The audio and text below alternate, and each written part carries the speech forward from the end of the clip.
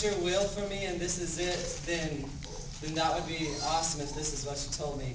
And in all honesty, I was in that hospital for about 30 minutes, and I was like, thanks for swinging that door wide open.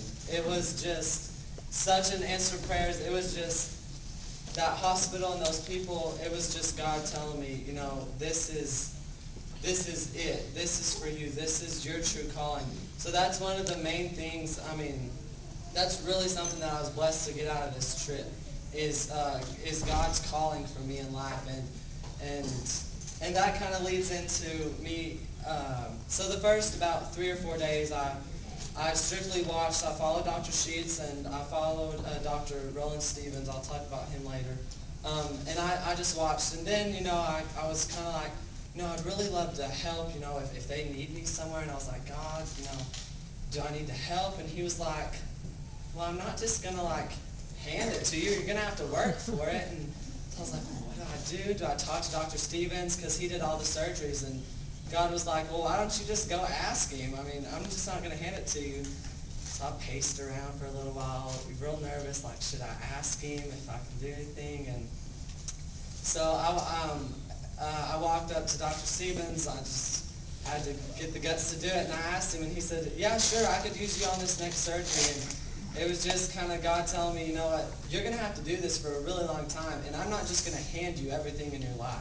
This is not going to be easy, and it's not going to be just this road that you can waltz down. You're going to have to work hard for things, and don't expect me to hand it to you. So that was such a great learning experience for me that, through prayer and through actually listening to what God has for me, that I can, I can fulfill what my dreams are. And so to say a little bit about Dr. Stevens, he is 82, 81. Him and his wife live in Zimbabwe year-round. He also has one of his sons there as a surgeon, but Dr. Stevens averages about 10 surgeries a day. If another doctor from the States, like Dr. Sheets, isn't there, he's on call through the night along with other doctors.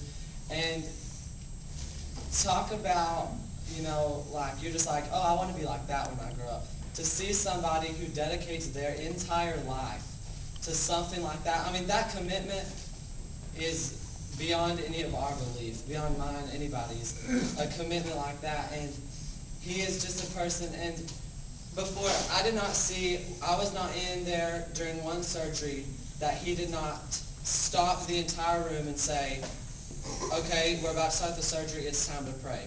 And every staff member in the OR knew to close your eyes and bow your head, and Dr. Stevens would lay his hands on each patient that he did surgery on and pray.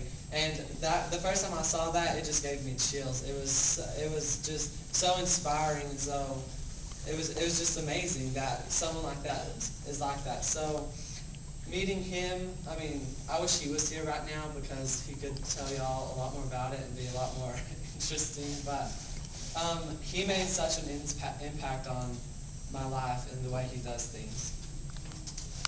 You saw some of the pictures with the grass huts, and it showed the women cooking and all of that. We got an amazing opportunity, a group of us, to go on a bushwalk, and we walked